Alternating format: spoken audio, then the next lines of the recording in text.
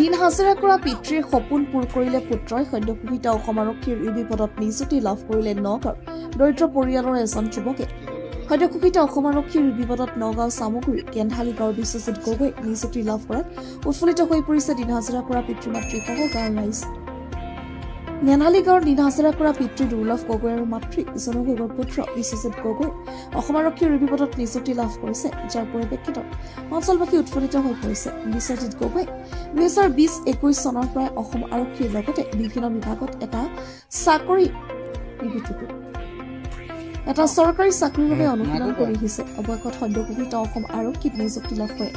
পুত্ৰই স্বচ্ছ নিকাভাৱে অসম আৰক্ষীত নিযুক্তি পোৱাৰ পাছতে আৱেগিক হৈ পৰে।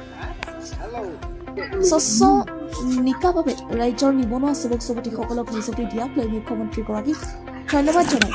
পুত্ৰৰ এই সাফল্যৰ বাবে পিতৃ আৰু মাতৃয়ে মুখ্যমন্ত্ৰীক ধন্যবাদ দিয়াৰ লগতে পুত্ৰৰ কৰ্তব্যনিষ্ঠা নিকা ভাৱমূৰ্তিৰে সুনাগৰিক হৈ আগবাঢ়ি যাবলৈ আশীৰ্বাদ প্ৰদান কৰে। নগাঁৱৰ পৰা বিভূতি বৰাৰ ৰিপৰ্ট MD নিউজ। মোৰ নামটো শ্ৰী দুৰ্লভ গগৈ। আপুনি কিহত কাম কৰে? মই গেন্ধালী বেবেৰীয়াৰ গেছ কোম্পানীতে ৰান্ধনি কৰোঁ। আজি পুত্ৰই আৰক্ষী বিভাগত চাকৰি পাইছে, হয়। কেনেকুৱা লাগিছে? আজি মোৰ বহুত আনন্দৰ দিন।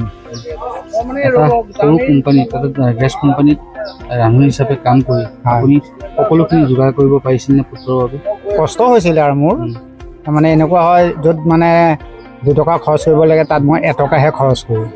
তাৰপিছত মাইকী মানুহৰ হাতত, আমাৰ মাকৰ হাতত দিওঁ আৰু তাই মানে পৰিচালনাবিলাক কৰে আৰু তাই যদি পৰিচালনা নকৰিলেহেঁতেন মোৰ অসুবিধা এটা হ'লহেঁতেন। আৰু পুত্ৰই চাকৰি জীৱনৰ প্ৰথমটো খোজ দিছে, কি ক'ব পুত্ৰক এই ক্ষেত্ৰত?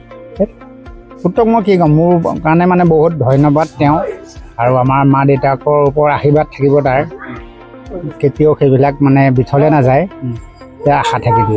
এটকা নিদিয়াকৈ চাকৰি এটা আজি পাইছে, সেয়ে মানে আমাৰ মুখ্যমন্ত্ৰী ডাঙৰীয়া হেমন্ত বিশ্ব শৰ্মা ডাঙৰীয়ালৈ বহুত ধন্যবাদ। আৰু এনেকুৱা এটা কাম পাবলৈ হ'লেও আগতে কিমান এটা হেৰি হয়, কিন্তু এতিয়া বহুতখিনি মানে সুবিধা পাইছে আৰু ৰাইজে, বা আৰু হওক ল'ৰা ছোৱালী, আমাৰ দুখীয়াসকলৰ ল'ৰা ছোৱালীসকলো মানে ভৱিষ্যত যে এনেকৈ সুখময় হয় তাৰ কাৰণে মানে আশা থাকিল। আৰু নমস্কাৰ, মোৰ নাম শ্ৰী বিশ্বজিৎ গগৈ। তোমালোকৰ গাঁওখনৰ নামটো কি? গেন্ধালী বেবেৰীয়া।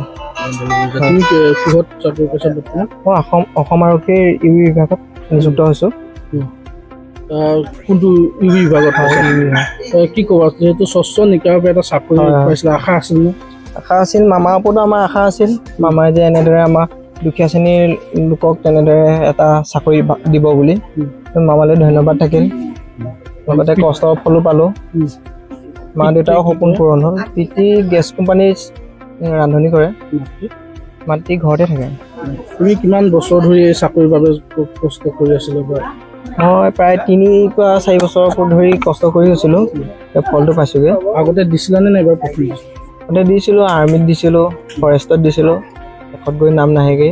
এইবাৰ সেইটো কাৰণে বেছি কষ্ট কৰিলোঁ, ফল পাইছোঁ। সেইটো মানে কি ক'ব, কেনেকুৱা লাগিছে আজি? এই মনটো মানে ক'ব নোৱাৰিম আৰু, বহুত ভাল লাগিছে। কষ্টৰ ফল পাইছোঁ যে। পিতৃ মাতৃয়ে যথেষ্ট কষ্ট কৰিছে, বহুত কষ্ট কৰিছে মা দেউতাই। আগন্তুক দিনত তুমি কেনেধৰণে কাম কৰি যাম? চৰকাৰৰ নিয়মমতে কাম কৰি যাম, যিবোৰ ভাল কাম হয় তেনেদৰে কৰি যাম। মা দেউতাৰ সপোনখিনি পূৰণ কৰিম, তেনেদৰে কাম কৰিম। তুমি অনুশীলন কেনেকৈ চলাইছিলা চাকৰি কৰিব? অনুশীলন মই ৰাতিপুৱা উঠোঁ, ৰাতিপুৱা ৰানিং কৰিব যাওঁ, আকৌ পাছবেলাও ৰানিং কৰোঁ। ৰাতিপুৱা লং ৰানিং দিলে পিছবেলা শ্বৰ্ট ৰানিং দিওঁ, এনেকৈ মিলাওঁ। দিনত অকণ পঢ়োঁ, ৰাতিও পঢ়োঁ, এনেদৰে অনুশীলন চলাওঁ। কৰ্মজীৱনৰ প্ৰথম খোজ কি ভাবা তুমি? মা দেউতা যিহঁতে সুখী, মই সেইটোতে সুখী। আৰু মা দেউতাই যি বিচাৰে মা দেউতা হৈ কৰি যাম চব কাম। চৰকাৰী চাকৰি লাভ কৰিছে আৰক্ষী বিভাগত, হয়। কি ক'ব? মুখ্যমন্ত্ৰী ডাঙৰীয়ালৈ ধন্যবাদ জ্ঞাপন কৰিছোঁ, তেখেতে এইকণ সুবিধা দিয়াৰ কাৰণে। কাৰণ আমি দুখীয়া মানুহ, আমি টকা পইচা দিশটোত আমি বহুত দুৰ্বল।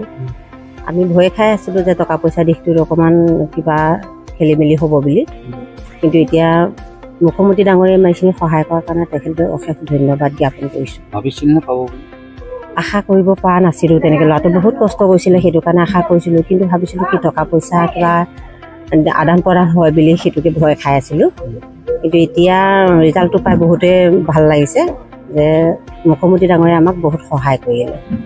আপোনাৰ যি পুত্ৰ আজি প্ৰথম চাকৰি পাইছে জীৱনৰ প্ৰথম হয় হয় হয় কেনেকুৱা অনুভৱ হৈছে বহুত আনন্দ লাগিছে আনন্দত নিজে ভাঙি পৰিছোঁ মানে